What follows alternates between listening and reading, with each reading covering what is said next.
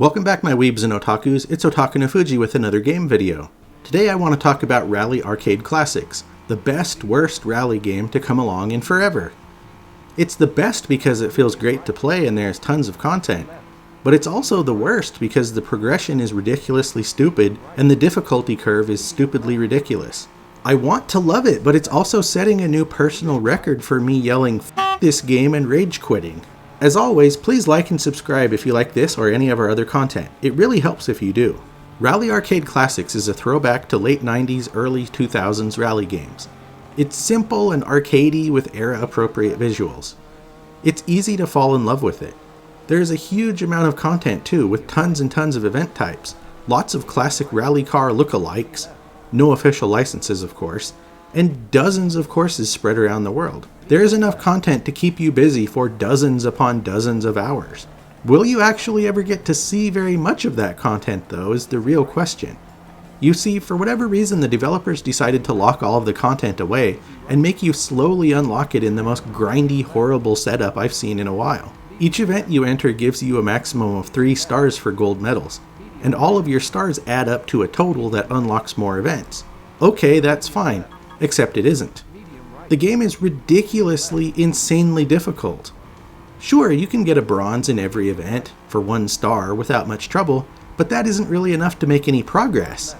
The problem is that the time requirements to earn silver and especially gold are insane. The difficulty curve here is all right angles. To get gold medals you have to be perfect, absolutely 100% make 0 mistakes and hold down the throttle basically all the time perfect. That is, if the car you're using is actually capable of hitting those times to begin with. Golds in a lot of events are essentially impossible until you unlock literally the best car in the class, which requires grinding events for tiny money payouts in order to save up to buy the good stuff.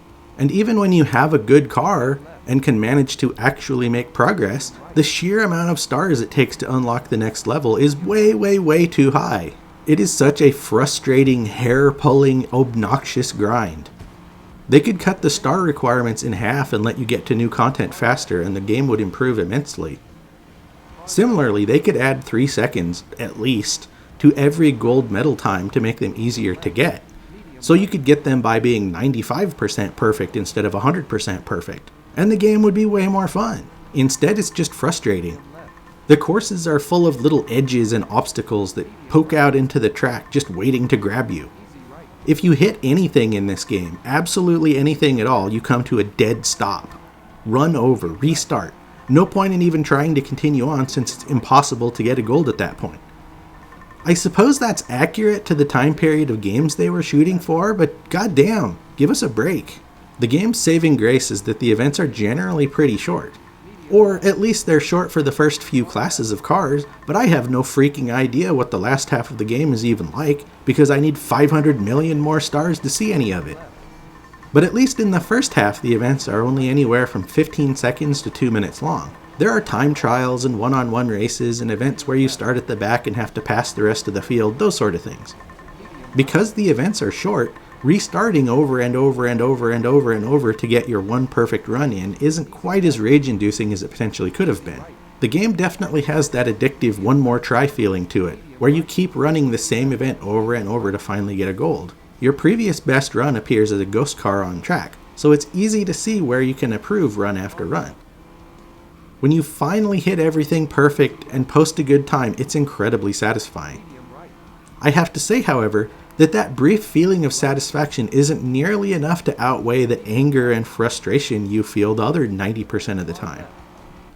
Or when you finally feel like you're making progress only to see the next milestone is a bazillion stars away, and you just feel overwhelmed and beaten down and don't really want to bother anymore. It's a shame they borked the progression so badly here, because the actual gameplay feels pretty much perfect.